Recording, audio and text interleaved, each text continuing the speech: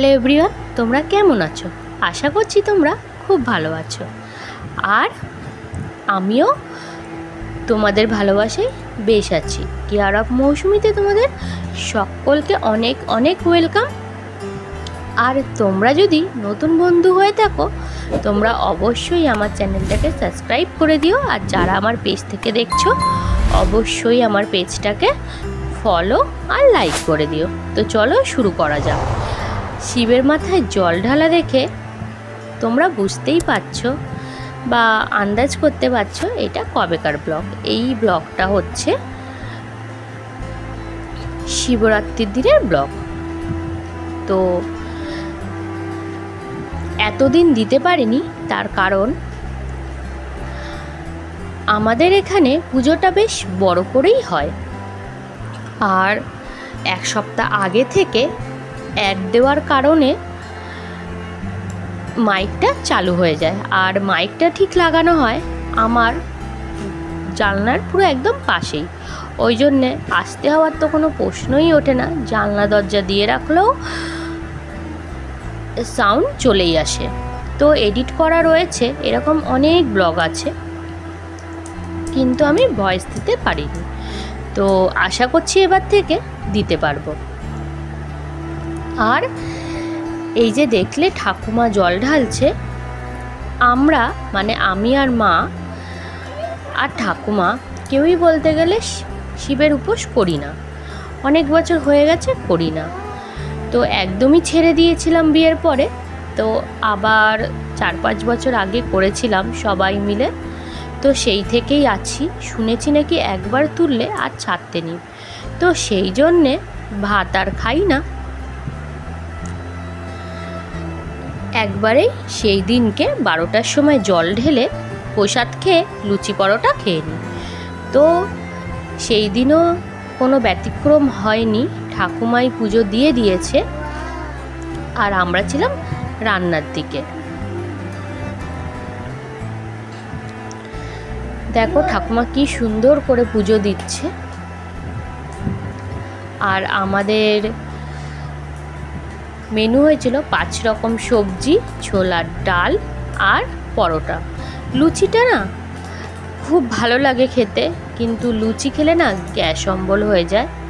সেই জন্যে আর কি লুচিটা করা হয়নি।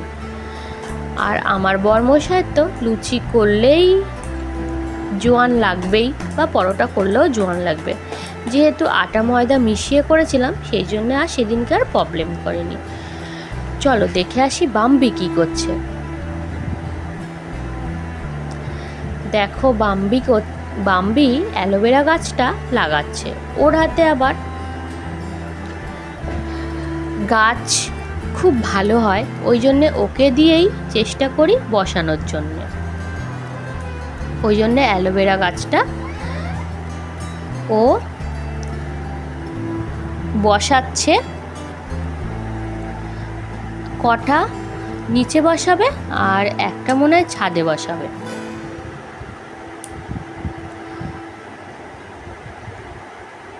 আগে থেকে জল দিয়ে ভিজিয়ে রেখেছিল, আর ওইটা দিয়ে মাটিটা খুঁড়ে খুঁড়ে বসাচ্ছে। তো চলো আর সবাই কি করছে দেখে আসি। এই যে ডুগ্গু দুষ্টুমি করার মাস্টার, ওর দাদার কাছ থেকে নিয়ে এসেছে। ও নাকি গাছ বসাবে, এসে এখানে জল দিয়ে ভেজাচ্ছিল। আর ওদের সবার স্নান টান করা হয়ে গেছে। আর মাম্মাম তো ভয়ে লুকিয়ে আছে, যদি ওর দাদুভাই ভিজিয়ে দেয়। আর ডুগ্গু তো এখানে বদমাইশি করছে। এই নিয়ে দৌড়াদৌড়ি হচ্ছিল, বেশ ভালোই মজা হচ্ছিল। আর বাম্বি গেছিল ছাদে স্নান করতে। দেখো ছাদে কিছু একটা বলার চেষ্টা করছে।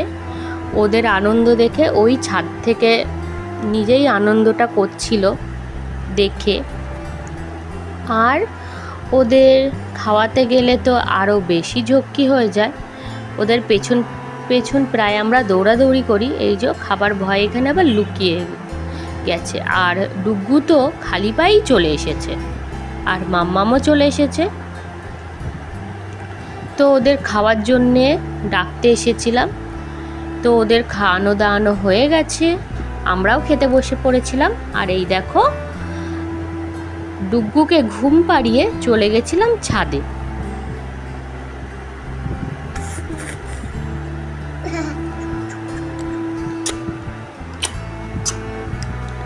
এই দেখো আমি গেছিলাম জামা কাপড় তুলতে, ও তো আমার হাত থেকে কেড়ে নিয়েই বলছে যে জেম্মা আমি করে দেব। ওই জন্যে ও দেখো কাজ করছে, ও দেখছে, ও বলছে যে তুমি ভিডিও করো আর আমি কাজ করছি।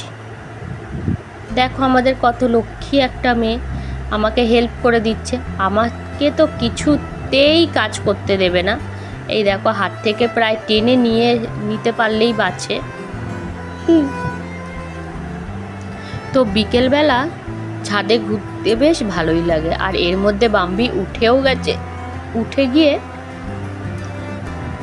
খেলতেও চলে গেছে। আর এই দেখো মাইক চলছিল আর ডান্স করছিল, আর সেইগুলোই তোমাদের সঙ্গে শেয়ার করছি। তো এই ছিল শিবরাত্রির দিনের ব্লগ, সেরকম স্পেশাল কিছু হয়নি। তো আমাদের নর্মাল লাইফের নর্মাল দিনে আমরা যেরকম কাজ করি, নর্মাল কার্যকলাপগুলোই তোমাদের সঙ্গে শেয়ার করছি। তোমাদের ভালো লাগলে অবশ্যই কমেন্টে জানিও, আর লাইক শেয়ার অবশ্যই করো। আর এর আগেই বলেছিলাম যে তোমরা যদি নতুন হয়ে থাকো আমার চ্যানেলটাকে সাবস্ক্রাইব করে দিও। আর তার আগে এক ঝলক দেখিয়ে দিই বিকেলবেলার ভিউটা আমাদের চারপাশের, কি দারুণ লাগছে না। আর বিশেষ করে বকগুলোর পুরো ভিডিও দিতে পারিনি, কেননা যখন অন হচ্ছে তখন আর উড়ছে না, ওখানে চুপ করে বসেছিল।